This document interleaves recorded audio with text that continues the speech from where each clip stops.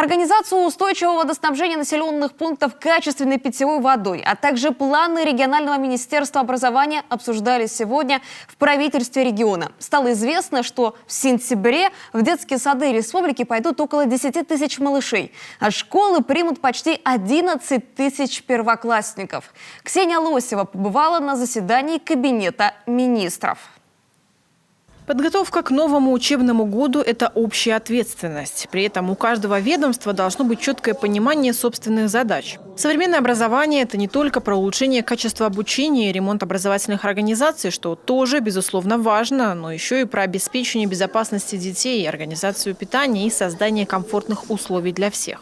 А потому важен комплексный подход. На подготовку к новому сезону в отрасли образования направят почти 620 миллионов рублей. До конца года ведут в эксплуатацию еще 4 новых объекта – школу в селе Помоздино Усть-Куломского района и 3 детских сада. 1 в Сыктывдинском и 2 в Усинском районах. Это 400 ученических мест и почти 400 в детских садах. В текущем году планируется начать строительство еще 3 школ – Троицко-Печорский, Прилузский и Ижемский районы на 770 ученических мест. Кроме того, правительством республики прорабатывается заключение концессионных соглашений, в рамках которых также планируется проектирование и строительство новых объектов образования. Продолжат работу по ремонту помещений, а также усилению материально-технической базы образовательных учреждений. При этом, стремясь к улучшению количественных показателей, важно не потерять и в качестве. В этом году профильное министерство планирует уделить особое внимание воспитанию подрастающего поколения и поиску новых форм обучения и досуга детей.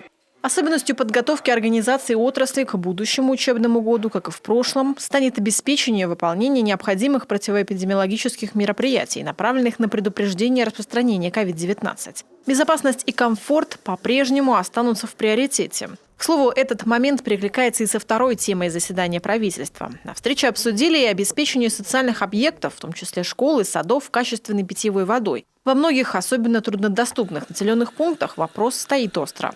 Посещая те или иные населенные пункты, муниципалитеты республики, очень часто сталкиваюсь именно с вопросами качества питьевой воды.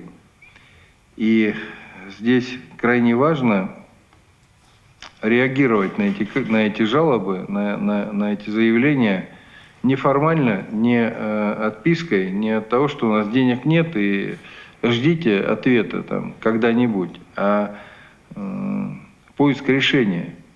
По результатам встречи глава Коми Владимир Уйба дал ряд поручений профильным ведомствам. Одно из ключевых – проработать приоритетные направления в каждой отрасли, чтобы в дальнейшем рассмотреть возможность дополнительного займа и привлечь новые средства для решения важных социально ориентированных задач.